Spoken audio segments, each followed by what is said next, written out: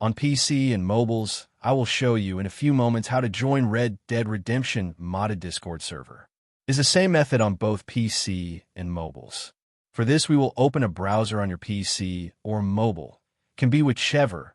In my case, I will use Microsoft Edge. Now click on the URL bar and type this URL to be able to join this Discord server.